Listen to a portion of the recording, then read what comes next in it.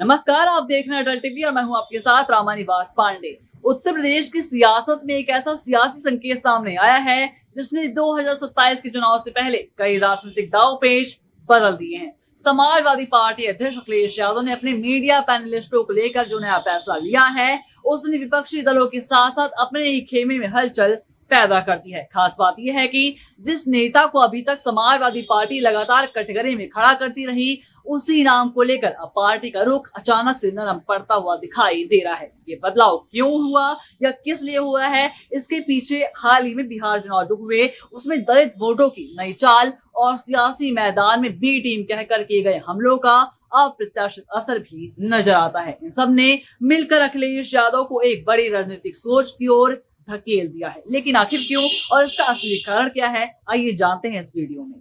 उत्तर प्रदेश के 2027 के विधानसभा चुनाव से पहले समाजवादी पार्टी अध्यक्ष अखिलेश यादव ने बड़ा कदम उठाते हुए अपने सभी मीडिया पैनलिस्टों को साफ निर्देश दिया है कि बहुजन समाज पार्टी सुप्रीमो यानी मायावती पर निजी हमले ना किए जाएं। पिछले कुछ समय से समाजवादी पार्टी बहुजन समाज पार्टी को बीजेपी की बी टीम बताकर लगातार निशाने पर ले रही थी, लेकिन अब पार्टी की रणनीति पूरी तरीके से बदल चुकी है, क्योंकि मायावती पर हमले का सीधा असर दलित वोट बैंक पर पड़ता हुआ दिखाई दे रहा है। सियासी विशेषज्ञों का मानना है कि बिहार चुनाव के नतीजों ने विपक्षी दलों को कड़ा सबक दिया है। अखिलेश यादव ने भी इसी सबक को महसूस किया है कि लगातार तीखे हमलों के कारण विपक्ष के भीतर ही भ्रम पैदा हुआ और दलित व पासमानदा वर्ग में नकारात्मक प्रतिक्रिया देखी गई। यही वजह है कि यूपी के 2027 विधानसभा चुनाव से पहले वे किसी भी कीमत पर दलित वोट बैंक को अपनी ओर और भी ज्यादा समेटना चाहते हैं, ना कि उसे छिटकना चाहते हैं। वहीं आपको ये भी बता दें कि वरिष्ठ पत्रकार सैयद कासिम का कहना है कि अखिलेश यादव ने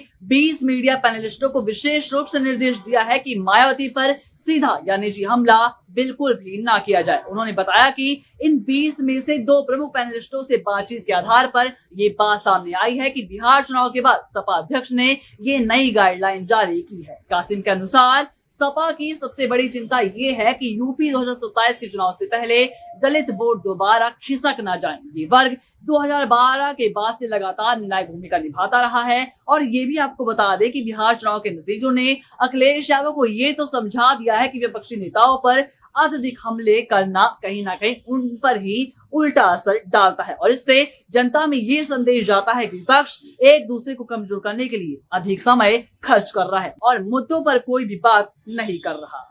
वहीं गौर करने वाली बात ये भी है कि बिहार चुनाव में देखा गया कि महागठबंधन ने भाजपा विरोधी अन्य सभी दलों को बी टीम बताकर प्रचारित किया।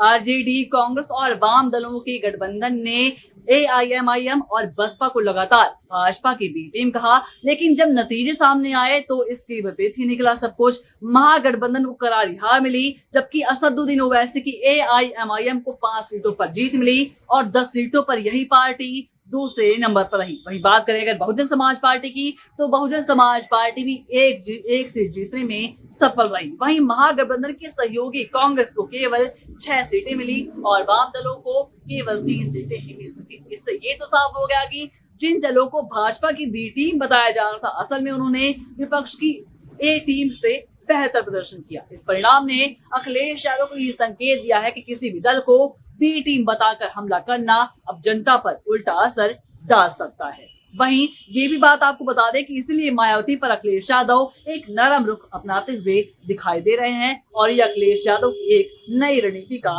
हिस्सा है। बाकी इस विषय पर आपकी क्या राय है, हमें कमेंट बॉक्स में जरूर बताएं। देखते रहिए अटल टीवी।